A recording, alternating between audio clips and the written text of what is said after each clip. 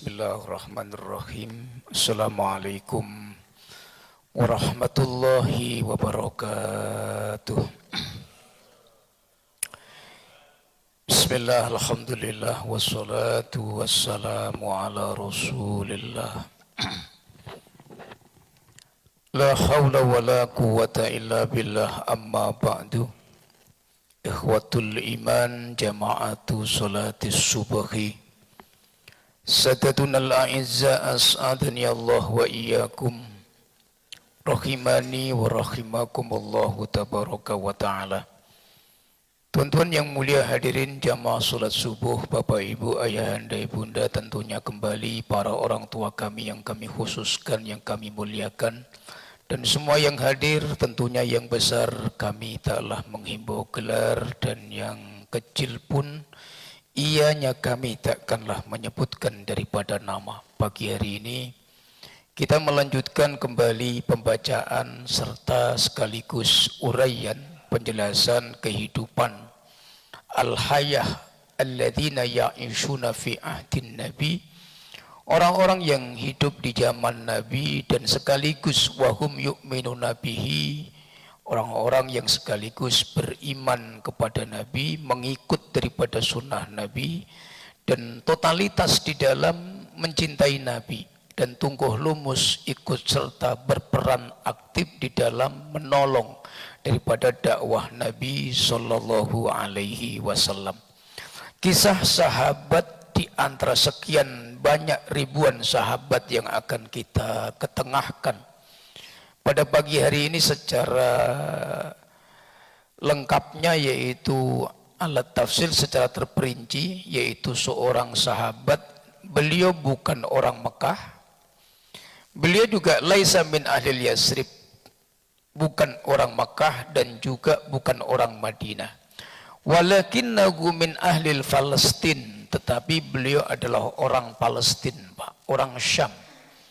Dan tepatnya beliau dilahirkan di tanah Palestina pada waktu itu. Jadi laisa min ahlil Makkah wa laisa min ahlil Madinah.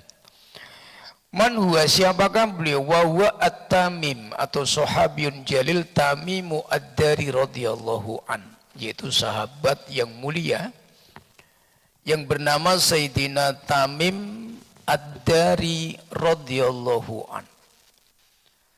Ada 3 kemuliaan yang dicatat oleh para ulama ahli sejarah yang berkenaan dengan kisah kehidupan sahabat Tamim ad-Dari radhiyallahu an. Yang pertama, wa huwa awwalu man asroja siroja fil Madinatin Nabawi, fil Masjidin Nabawi. Beliau adalah orang yang dijuluki pertama kali orang yang menyalakan lampu di Masjid Nabawi. Yang kedua, beliau adalah orang yang disebut oleh para ulama orang yang memberikan ide atau saran litasni'i mimbarin Nabi, untuk membuat mimbar Nabi secara sempurna. Yang ketiga, wa huwa awwalu qasin fil Islam, dan perjalanan dakwah Nabi dan para sahabat, dan pertama kali orang dari kalangan sahabat yang berkisah, yang bercerita di hadapan Nabi dengan panjang lebar itu adalah Sayyidina Tamim ad-Dari, tentang kisah liqaihi bil Masihid Dajjali, yaitu tentang kisah di mana beliau dan 30 orang rombongan beliau bertemu dengan Dajjal laknatullah alaih, yang di mana Sayyidina Tamim ad-Dari ini bertemu langsung dan melihat langsung suratul Dajjal, bentuknya Dajjal, sifatul Dajjal, bahkan bentuk penampakannya, cara berbicaranya, dan bentuk-bentuk sikapnya, dan bahkan apa yang diucapkannya. Dan beliau adalah orang yang langsung bertemu, Pak. Yang keempat, wa huwa yuqalu bi sirajiddini, bahkan beliau dikatakan sebagai Sirajuddin, lampunya sang penerang agama. Dan yang memberikan nama Sirajuddin itu adalah baginda Rasul Muhammad sallallahu alaihi wasallam. Jadi ada 4 kemuliaan, Bapak Ibu yang mulia, yang disematkan oleh Allah pada diri seseorang sahabat yang bernama Sayyidina Tamim Ad-Dari radhiyallahu an. Nah, kita lihat yang pertama, nasabuhu wa mansya'atuhu. Seperti apa nasab beliau? Wa huwa Tamimu ibnu Ausi Ad-Dari al-Lakhami. Beliau adalah Tamim, Pak. Nama asli beliau Tamim, anak daripada Aus. Ad-Dari al-Lakhami dinisbatkan kepada puak atau suku atau orang-orang yang dinisbatkan pada Bani Ad-Dar. Jadi Ad-Dari ini nama nisbat pada satu kampung sekaligus nama puak kelompok seseorang, anak daripada turun daripada cucu keturunannya Ad-Dari. Wa sahibu Rasulillah sallallahu alaihi wasallam, dan beliau adalah di antara jajaran sahabat Nabi baginda Rasul Muhammad sallallahu alaihi wasallam. Beliau dipanggil, Pak, masyhur tidak dengan Tamim tetapi Abu Ruqayyah. Panggilan yang masyhur di ahli Madinah, beliau dipanggil dengan julukan Abu Ruqayyah. Tamim bin Aus bin Kharijah bin Saud bin Judzaimah al-Lakhami, Al-Palestini. Kenapa dinamakan Al-Palestini? Karena beliau orang Palestina, Pak. Dalam satu riwayat beliau lahir wa wulida fil Gaza, dan beliau dilahirkan di tanah Gaza. Kalau sekarang beliau di tanah Gaza, dulu lebih disebut Palestina. Wasakan al-Madinah ba'da Islamih, dan beliau menetap di Madinah setelah beliau masuk Islam. Summa kharaja minha ila Syami ba'da maqtalil khalifah as-salisah Utsman ibni Affan, dan beliau lama di Madinah. Semenjak beliau masuk Islam, beliau menetap di Madinah. Kemudian Nabi wafat, beliau juga masih di Madinah. Sayyidina Abu Bakar memimpin 2 tahun, beliau juga masih di Madinah. Sayyidina Umar selama 10 tahun menjadi khalifah. Sayyidina Tamim Ad-Dari juga masih di Madinah. Kemudian 13 tahun Sayyidina Utsman memimpin menjadi khalifahnya umat Islam. Sayyidina Tamim juga tetap masih di Madinah. Semenjak terhitung wafatnya, syahidnya Sayyidina Utsman, maka kemudian Sayyidina Tamim kembali ke kampungnya di Syam, Pak. Dalam satu riwayat beliau balik lagi ke Palestina, kembali berdakwah di kampung halaman beliau. Itu semenjak terhitung wafatnya khalifah yang ketiga Sayyidina Utsman ibnu Affan radhiyallahu an. Nah, kita masuk qissatu islamihi. Ulama tidak merekam secara detail tentang sejarah kehidupan beliau. Yang diketahui oleh para ulama, wa kana Tamimu Ad-Dari Nasroniyan. Di saat orang-orang Arab Mekah pada waktu itu, orang-orang jahiliyah, layadinu, yang mereka tidak memiliki agama, cuma memiliki keyakinan, dan itu keyakinan i'tiqad dan fasidan. Di Madinah ada orang Yahudi dan sebagainya, maka Sayyidina Tamim ini fahuwa Nasroniyun. Beliau seorang Kristen, Pak. Karena daerah Syam atau Palestina pada waktu itu lebih dekat dengan agama Nasrani, Pak. Jadi mayoritas Syam itu banyak dihuni orang-orang Nasrani. Sehingga ketika kisah dulu di awal kita sampaikan, di mana Nabi berjalan dibawa oleh Sayyidina pamannya Abu Thalib untuk tijarah perdagangan, maka Nabi bertemu dengan pendeta, ada Bukhairah dan yang lain. Itu artinya bahwa Syam pada waktu itu didominasi mayoritas pengamal agama Nasrani atau Al-Masihiyah, atau kalau sekarang dikatakan Kristen. Nah, wa kana Tamim Ad-Dari Nasroniyan. Tamim Ad-Dari ini orang yang istiqomah dalam mengamalkan ajaran agama Kristen. Wa aslama fi sanatil ashirati minal hijrah, dan beliau masuk Islam di tahun 9, Pak. Jadi termasuk minal akhirina. Kalau kita sampaikan, ada minal awwalina minal awail fil islami. Ada sahabat-sahabat yang dikatakan dari kelompok pertama yang masuk Islam, minal awail alladzina yadkhuluna fil islami. Jadi ada kelompok-kelompok pertama daripada orang-orang yang masuk Islam. Dan ada minal awakhir atau akhirina, orang-orang yang dikatakan terakhir masuk Islam, karena di tahunnya sudah mendekati tahun wafatnya Rasulullah Shallallahu Alaihi Wasallam. Nah, di antara sahabat yang masuk Islamnya boleh dikatakan akhir itu Sayyidina Tamim Ad-Dari. Selain Abu Hurairah radhiyallahu an, Maka sahabat yang termasuk minal awakhir atau minal akhirina, kelompok orang-orang yang terakhir masuk Islam, karena mereka masuk Islamnya fisanatil wufud, di tahun di mana Nabi sudah tidak berperang lagi, Pak. Di tahun-tahun di mana Nabi menjelang wafat beliau, tahun 9-10 Hijriah, yang di mana Nabi sudah selesai melakukan semua peperangan, ba'da ruju'ihi min ghazwati Tabuk. Perang terakhir yang dilakukan Nabi itu perang Tabuk.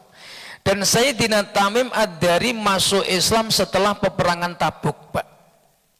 Jadi Sayyidina Tamim itu masuk Islamnya di tahun ke-9 setelah Nabi balik dari perang Tabuk. Maka tahun itu dikatakan Amul Wufud, tahun di mana Nabi lebih banyak duduk di Madinah menerima utusan delegasi dari berbagai penjuru, dan termasuk utusan yang datang kepada Nabi itu utusan Bani Ad-Dar yang dipimpin oleh Tamim Ad-Dari. Maka beliau masuk di tahun ke-9 Hijriah.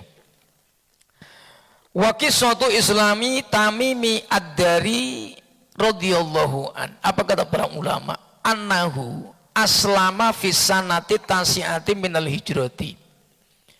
Ba'da angkana nasraniyan waja'a ilan nabi sallallahu alaihi wasallam liyukhbirahu an tajribatihi fil bahri khaisu iltaqa bid-dajjalil mahbusi fi jaziratin gharibatin wa qad aslama ma'ihwati wa ba'di aqwamihim. Dan Sayyidina Tamim Ad-Dari ini Bapak Ibu yang mulia, beliau masuk Islam di tahun 9 Hijriah. Awalnya pemeluk agama Nasrani, datang bersama rombongan dari Palestina berminggu-minggu, berbulan-bulan, mendatangi Nabi semata hanya untuk menyampaikan kisah pertemuannya dengan Dajjal.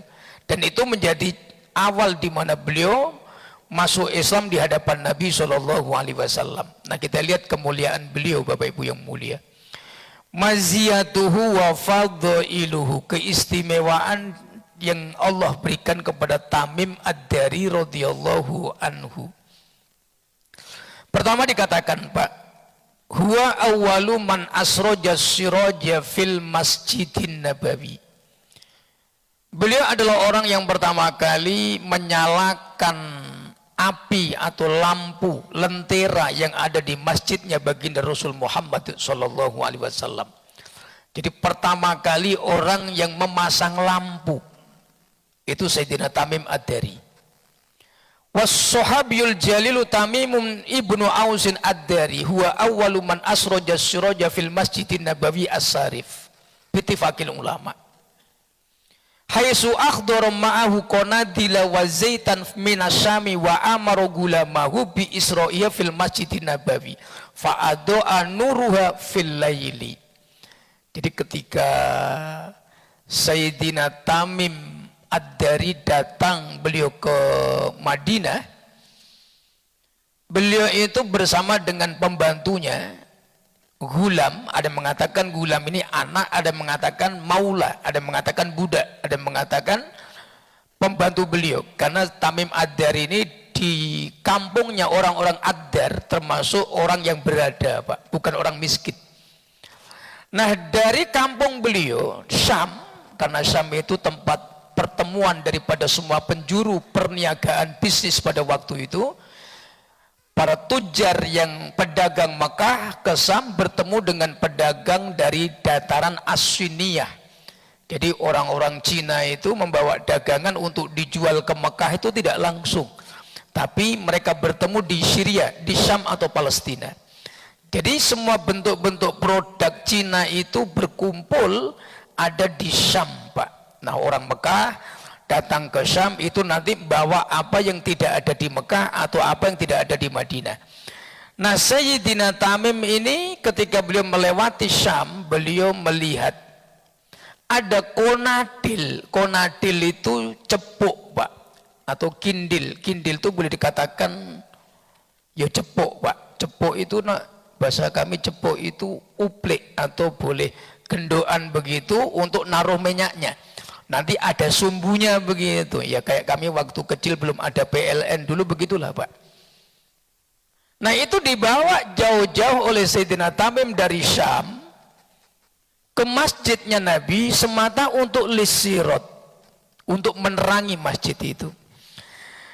Nah, kenapa alasan beliau bawa? Ada sababu idoati siraj. Sebab kenapa beliau berinisiatif? Beliau ini kreatif, Pak. Sayyidina Tamim Ad-Dari ini orangnya itu kreatif. Pikirannya berputar, Pak. Apa yang di Madinah yang belum ada dipikirnya. Apa yang hendaknya ada harus diadakan. Itu Sayyidina Tamim Ad-Dari. Nah, kemudian wa yu'addu hadzal fi'lu. Apa yang dilakukan oleh Sayyidina Tamim dengan menyalakan api di Masjid Nabawi dianggap sebagai bidayata idoatil masajidi bil qanadil wazzaiti. Awal di mana masjid pakai penerangan lampu itu atas ide dan perbuatannya Sayyidina Tamim Ad-Dari. Wahai sukan al-muslimuna qabla dzalika yastakhdimuna sa'afan nakhli lil idoati. Yang dulu berarti semenjak Nabi di Madinah tahun pertama Hijriah sampai tahun 9, selama 9 tahun Masjid Nabawi itu disinari dengan api, cuman bahan bakarnya sa'afun nakhli. Jadi sahabat itu buat api, Pak, dari pelepah kurma. Pelepah kurma yang kering itu ditumbuk sampai halus, nanti terus diikat, Pak. Nah, terus nanti dibakar dari ujungnya, ditegakkan begitu setiap sudut masjid. Tetapi ternyata itu tidak tahan lama, Pak, dan begitu banyak menghabiskan pelepah kurma. Nek coro nggone kula ontor, Pak. Ontor itu yang kalau takbir Idul Fitri itu apa namanya? Obor kan? Nah, nek coro nggonku oncor, Pak. Pelepah kurma yang dipakai. Dan itu 9 tahun loh, Pak. Dan itu meninggalkan bekas, nek corong nggonku langes.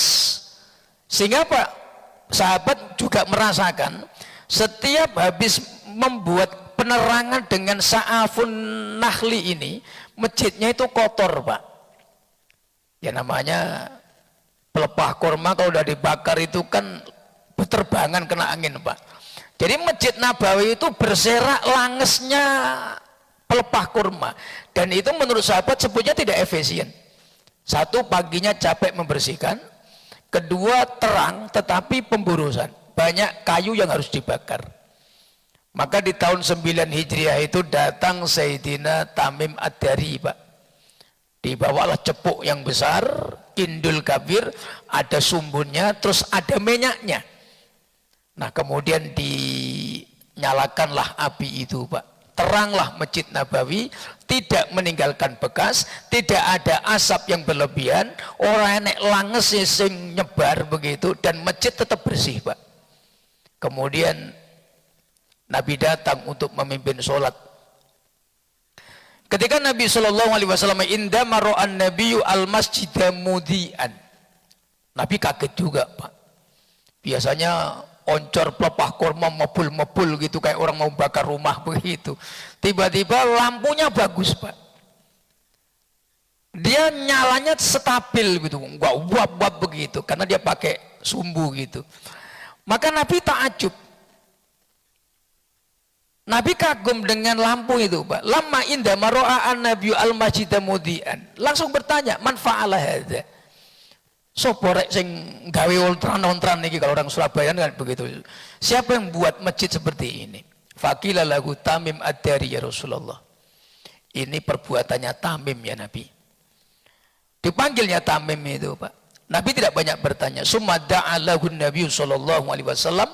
Kemudian di hadapan Nabi Tamim didudukkan. Apa yang dilakukan oleh Nabi? Nabi membaca satu doa khusus untuk beliau. Nawwarokallah. Nawwarallahu alaika fid dunya wal akhirah. Dengan perbuatanmu ini wahai Tamim, mudah-mudahan Allah menyinari hatimu, menyinari dirimu dunia sampai nanti di akhiratmu. Jadi tanwir, Pak. Nabi memintakan tanwir, pencahayaan dari Allah untuk Sayyidina Tamim Ad-Dari. Dan itu terbukti, Pak. Jadi beliau pertama kali awal musrid. Musrid itu orang yang menyalakan lampu, asirot. Yang kedua, wa huwa hafizul Quran, orang yang sangat cepat menghafal Quran. Jadi setelah didoakan oleh Nabi, nawwarallahu alaika fid dunya wal akhirah tadi, Sayyidina Tamim itu daya ingatnya itu luar biasa. Wa kana min hufazil Qur'ani wa laqabahun Nabi sallallahu alaihi wasallam bisirajiddini. Saking cerdasnya, saking taatnya, Nabi memanggil dengan panggilan bukan Tamim tetapi ya Sirajaddin. Sirajaddin itu lentiranya agama. Wa huwa dzakiyun qawiyul hifdzi wal fahmi. Beliau adalah orang yang cerdas, kuat hafalannya. Walau kana minal akhirina fil islami, walaupun beliau termasuk al-awakhir, orang-orang yang terlambat masuk Islam, walakinna rugbatahu, akan tetapi semangatnya untuk menghafal Quran, wa talabal ilmi dan mencari, wa talabil ilmi dan mencari ilmu, qad qawiyat wartafaat. Jadi semakin kuat beliau mencari ilmu, mengumpulkan hadis, menghafal Al-Quran.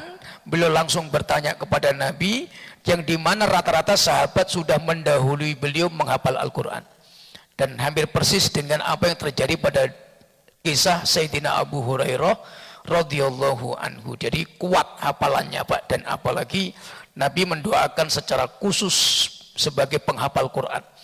Nah yang ketiga, wa huwa mufakkiru tasni'i mimbarin Nabi, orang yang pertama kali memiliki ide agar Nabi dibuatkan mimbar yang lebih bagus Pak, itu Tamim Ad-Dari. Jadi ketika beliau masuk Madinah, masuk Islam itu Pak, karena orangnya kreatif Pak, itu gak pernah diem Pak. Jadi beliau kelilingi masjidnya Nabi itu, apa yang kurang di masjid ini? Ditengoknya Nabi kalau berkhutbah dengan sandaran mimbar seadanya yang kadang Nabi merasa payah begitu. Tamim Ad-Dari ini berpikir macam mana Nabi itu kalau kita buatkan mimbar yang agak tinggi sehingga semua sahabat melihat beliau, dan mimbar yang paling bagus. Maka beliau menyampaikan hal itu kepada Nabi SAW. Ya Rasulullah, alla nattakhidha laka mimbaron yahmilu izomak. Ya Rasul, bagaimana kalau kami menjadikan untuk engkau mimbar yang dengan mimbar itu bisa menumpu tulang-tulang punggungmu ya Rasul. Kenapa itu dilakukan? Sayyidina Abdullah ibn Umar pernah mengatakan, anna Tamima Ad-Dari iktaroha ala Nabi. Iktaroha itu ngusulin Pak, menyampaikan idenya. Ayasna mimbaron lagu, untuk menyampaikan ide agar diizinkan membuat mimbar untuk Nabi. Wadhalika inda maka surullah mujasadi, ketika itu di mana Nabi sudah semakin gemuk Pak. Jadi tahun 9 amul wufud Nabi memang badan beliau bertambah bobotnya. Jadi Nabi semakin berisi, dan Nabi ketika berjalan itu sudah tidak satset begitu waktu beliau masih muda. Artinya apa? Dan itu beliau sendiri sampaikan, lama badan tuh, ketika aku semakin udzur dan badanku semakin gemuk, maka aku merasakan banyak kepayahan oleh Nabi. Dan itu dipikirkan oleh Sayyidina Tamim Pak. Bagaimana Nabi yang sudah mulai gemuk ini tidak merasa berat ketika berdiri, ada tempat untuk bertumpu. Maka kemudian Nabi mengizinkan, maka dipanggillah oleh Tamim Ad-Dari, dibiayai oleh beliau Tamim Ad-Dari, kayunya dipilih oleh Tamim Ad-Dari. Nah tukangnya namanya Sayyidina Maimun Al-Ansori Pak. Ada mengatakan tukangnya ini orang Madinah, namanya Sayyidina Maimun. Jadi Maimun itu tukang. Saya waktu di Jepara ada kawan namanya Maimun juga, tukang kayu juga Pak. Jadi kalau Maimun banyak tukang kayu juga, banyak yang alim juga. Mbah Maimun Jubair itu juga ulama, tapi bukan tukang kayu. Nah, Maimun di sini ini adalah an-najjar, tukang kayu Pak. Jadi yang memiliki idenya Tamim Ad-Dari radhiyallahu an, biaya ditanggung oleh Tamim Ad-Dari radhiyallahu an, jenis kayu dikonsultasikan oleh beliau juga Tamim Ad-Dari. Nah tukangnya Sayyidina Maimun, itu beliau Pak. Baru datang, masuk Islamnya terlambat, orangnya bukan orang Madinah, orang Palestina, kuat hafalannya, semangat dalam mencari ilmu, Dan terakhir, awwalu qasin fil Islam. Pertama kali orang yang diizinkan oleh Nabi untuk menyampaikan perkara di hadapan umat Islam. Nabi duduk, beliau disuruh berdiri, terus disuruh menceritakan apa yang pernah dialami ketika sebelum masuk Islam, yaitu tentang qissatul liqaihim bit Masihid Dajjali, yaitu di mana ketika beliau dan 30 orang sahabat beliau bertemu dengan Dajjal, Pak. Nah, seperti apa kisahnya? Kita lihat hadis sahih dari Sayyidah Fatimah bintu Qais, Pak. Jadi riwayat yang paling komplit itu riwayat dari Sayyidah Fatimah bintu Qais. Nah, seperti apa riwayatnya, Pak? Masih berapa menit, Pak? Masih lama, ya? Masih lama, ya? Oke. Kisah ini disampaikan oleh Sayyidah Fatimah bintul Qais. Apa kata beliau Sayyidah Fatimah? Qalat, sami'tu nida'al munadi. Munadi Rasulullah sallallahu alaihi wasallam yunadi as-salatu jami'ah. Jadi aku mendengar, kata Sayyidah Fatimah bintu Qais ini, petugasnya Nabi yang tukang nyeru kaum mukminin untuk melakukan sholat. Jadi ada adzan, nah nanti ada iqomat, terus setelah sholat itu nanti akan ditegakkan, itu biasanya ada as-sholatu jami'ah. Itu sudah menjadi kebiasaan. Atau sebelum iqomat itu ada yang nyeru, berjalan keliling gitu, as-sholatu jami'ah. Takutnya ada yang belum dengar adzan. Makanya kadang kita masih pakai ketika imam as-sholatu jami'atu rahimakumullah, itu sunnah sebetulnya dulu, dan itu diamalkan oleh Nabi dan para sahabat. Nah, fakharajtu ilal masjid fa shallaitu ma'an Nabi. Maka Sayyidah Fatimah dengar, oh yang keliling teriak-teriak as-sholatu jami'ah sudah muter, oh berarti sholat sebentar lagi mau dilakukan. Aku keluar, kata Sayyidah Fatimah bintu Qais. Maka aku berdiri, fakuntu fi shaffin nisa'il lati tali duhurul qaumi, dan aku berdiri di safnya para perempuan.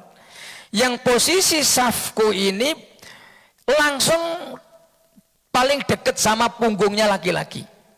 Jadi saf perempuan yang paling depan, di belakang saf laki-laki yang paling belakang. Falamma qadha Nabi sallallahu alaihi wasallam sholatahu jalasa 'alal mimbar. Setelah Nabi selesai sholat, Nabi kemudian duduk, Pak, di atas mimbar itu. Karena mimbarnya sudah jadi dan mimbar itu tinggi. Mimbarnya tiga tangga, Pak. Nah, wahuwa yatabasamu. Ketika Nabi berduduk di atas mimbar itu, tiba-tiba Nabi tersenyum, Pak. Bukan menangis, tapi riwayatnya tersenyum.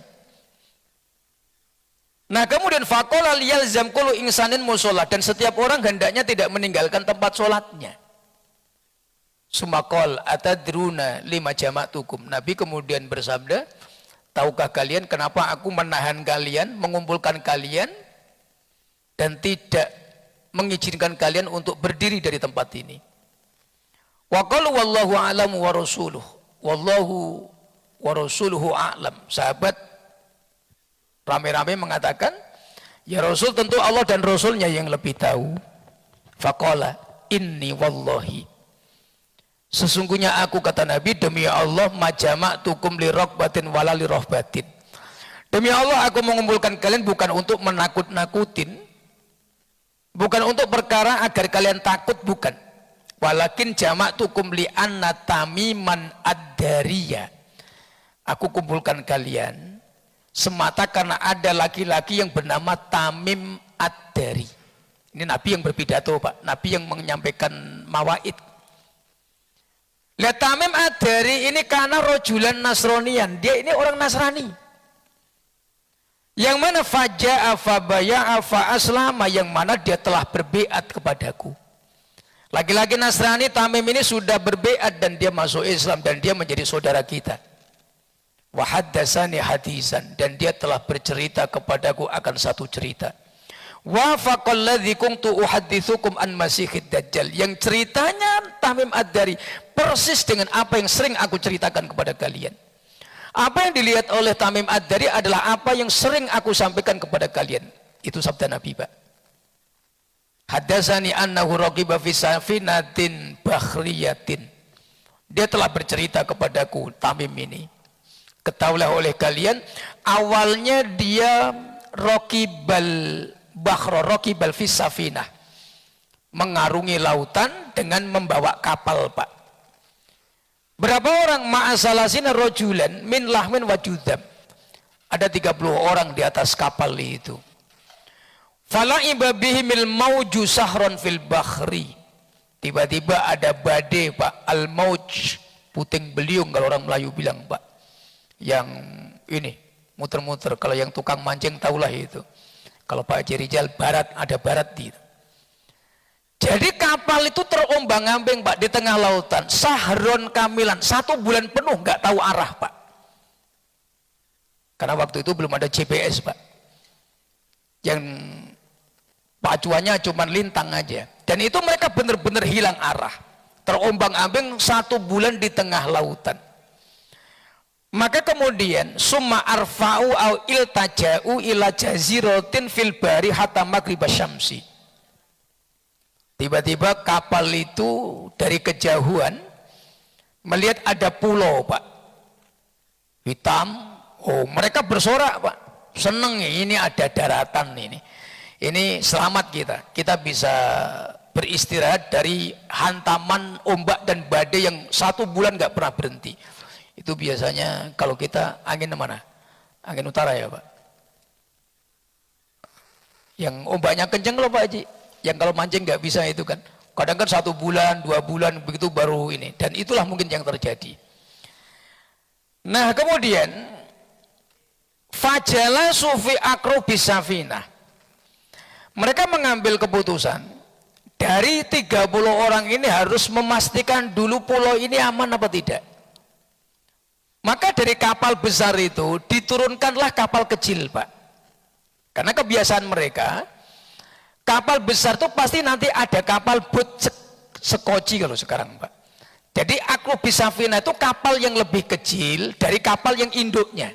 Itu diturunkan untuk supaya dia nanti bisa melipir sampai pulau. Kalau kapal besar kan pasti nyangkut, kandas. Maka orang-orang Arab dulu juga begitu, Pak. Jadi ketika kapal besar itu sudah berlabuh mendekati pulau, mereka otomatis kan harus berenang tuh sampai pulau. Karena kapal besar pasti kandas. Maka diturunkanlah kapal-kapal kecil. Atau kalau kita mungkin kayak bootnya begitu. Maka dibawalah berapa orang, Pak, turun untuk memastikan pulau ini aman atau tidak dipakai tempat makanur rohah. Nah kemudian fadakhalul jazirata falakiyat humudabatu ahlab.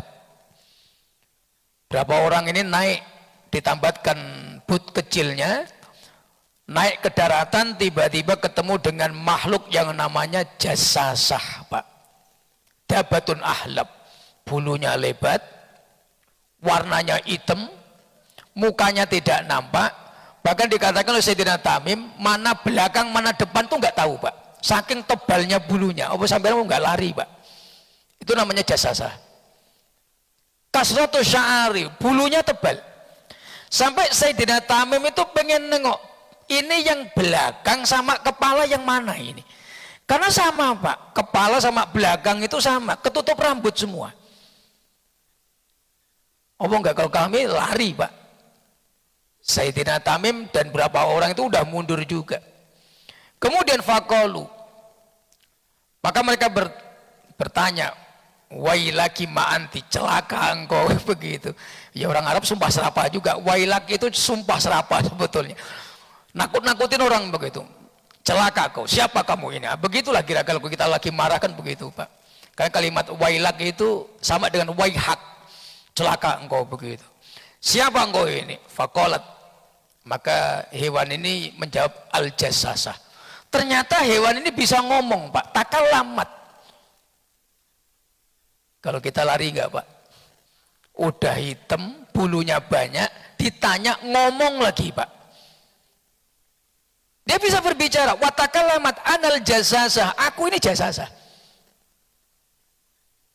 Sayyidina Tamim sudah mau kabur juga sebetulnya, cuman ditahan oleh makhluk ini, Pak. Maka kemudian jasasah ini berkata, ayyuhal qaum intoliku ila hadar rajul fid dari fa innahu ila khabarikum bil aswaq. Wahai kalian, jangan pergi. Aku ingin kalian menjumpai seseorang laki-laki yang di tengah pulau ini yang terbelenggu dengan ikatan rantai besar. Dia ingin mengabarkan satu berita kepada manusia dan aku yang diperintahkan oleh dia. Kok sewaktu-waktu nanti ada manusia yang terdampar di pulau ini, jangan biarkan pergi. Datang, bawa ke tempatku. Aku ingin berpesan pada mereka. Ini jasasah, Pak. Wakilnya penasaran juga Sayyidina Tamim. Oke kalau begitu. Karena kenapa mau lari? Karena mereka menyangka, wanadunnu, kami menyangka ini syaitan.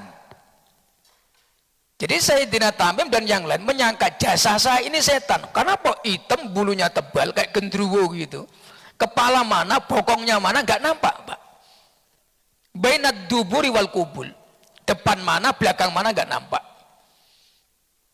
Kami akhirnya masuk, Pak, kata Sayyidina Tamim Ad-Dari. Dan ini diceritakan oleh Nabi SAW. Fantolakna sira'an hatta dakhalna ad-daira fa idza fi a'dhamu insanin ra'aynahu qattu khalqan wa ashaddu withaqan majmu'atun yadaw ila unuki ma baina rukbati ila ka'bai bil hadid.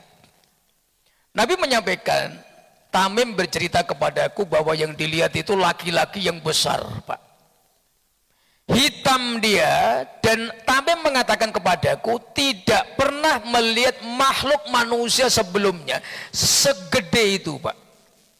Jadi Dajjal itu besar, Pak. Nah, Sayyidina Tamim ketika melihat Dajjal, tangannya dibelenggu di lehernya, jadi berarti di atas begini, Pak, ditarik begini, tangan kanan kiri deket sama lehernya, ila unuki. Lah kakinya mabaina rukbata ilal ka'bai bil hadid, dan kaki dari lutut ke bawah, dari pusar ke bawah itu dibelenggu dengan rantai besi, Pak. Itu bentuknya yang dilihat oleh Sayyidina Tamim yang diceritakan kepada Nabi. Maka Dajjal berkata, mampukah kalian bercerita kepadaku, kata Dajjal, hal qaddartum ala khabari, bisakah kalian memberikan informasi kepadaku? Fasodafnal bahrohina iktalama. Maka yang ditanyakan pertama, fakhbiruni ma'antum, siapa kalian? Dajjal nanya, Pak, kepada Tamim dan yang lain, siapa engkau semua ini? Tamim mengatakan, nahnu unasun minal Arab, kami ini orang Arab, manusia orang Arab. Raqibna al-bahra au raqibna fi safinatin bakhriyah, kami tersesat. Kapal kami kehilangan arah sampai kami terdampar di pulau ini. Maka kemudian apa kata Dajjal? Bolehkah aku bertanya? Ceritakan kepadaku. Akhbiruni an nakhli baisan. Ceritakan kepadaku tentang kebun kurma yang ada di Palestina, di kampung Baisan, Pak. Jadi di Palestina itu ada namanya Qaryatul Baisan, tanah Palestina yang paling subur di antara semua tanah yang ada di Palestina. Itu kampungnya nama Al-Baisan. Wa qulna, apa kata Sayyidina Tamim? An aisya'ni tastakhbiru, daripada mana engkau minta aku mengabarkan? As'alukum an nakhliha hal yusmiru. Aku tanya kepada kalian, apakah pohon-pohon kurma di sana itu masih berbuah? Qulna lahu na'am, tentu buahnya lebat. Dajjal mengatakan, amma innahu yushiku alla tusmiru, sepertinya tidak lama lagi kebun Baisan itu akan kering. Ada pohon tetapi tidak ada buah. Bapak Ibu boleh lihat Google, berita terkini, kebun Baisan itu subur tapi tiap tahun gagal panen, Pak. Sekarang kenapa? Ternyata ada musibah bala hama kurma yang setiap tahun itu selalu terjadi, Pak.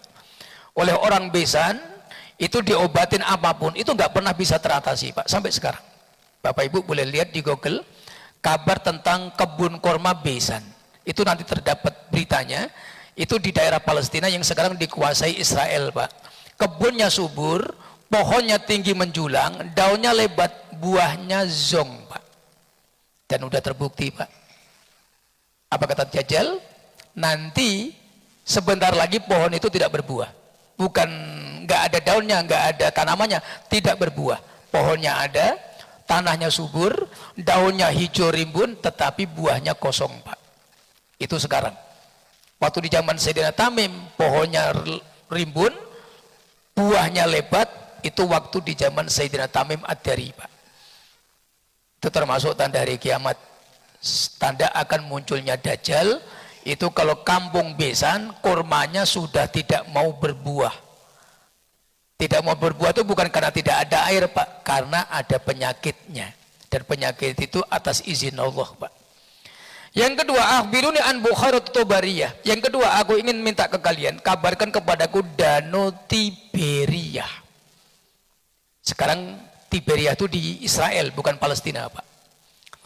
Maka kemudian kalkulna an Aisyah niyatastahbiru, daripada mananya engkau meminta kami mengabarkan kepadaku an ma'iha, dari airnya. Kasiratul ma, kami mengatakan meluap airnya, melimpah airnya danau itu.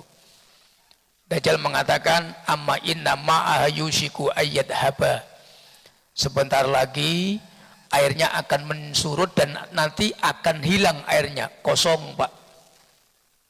Boleh dicek di Google, Danau Tiberias, debit airnya sudah sekian meter turun dan nggak pernah naik, Pak.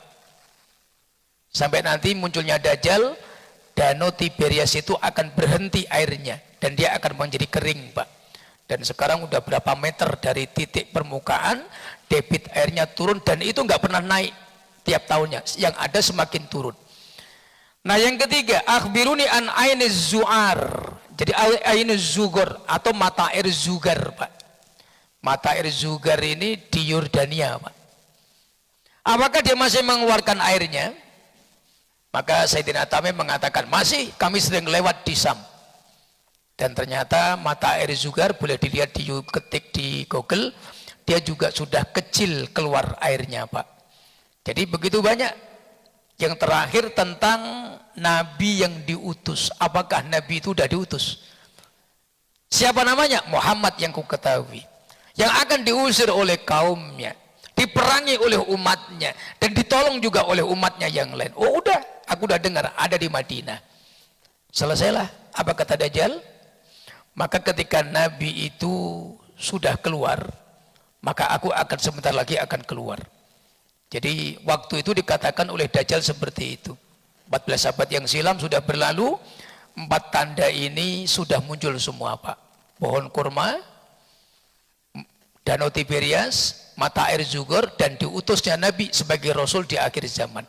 Jadi ini keterangan panjang sekali dan kami ambil kesimpulannya karena terbatasnya waktu, dan mudah-mudahan menjadi pelajaran bagi kita semuanya. Demikian, wallahu a'lam bishawab, karena sudah bunyi waktu habis. Kita tutup dengan doa kifatul majlis. Subhanakallah wa bihamdika asyhadu an la ilaha illa anta astaghfiruka wa atubu ilaik. Billahi taufik. Assalamualaikum warahmatullahi wabarakatuh.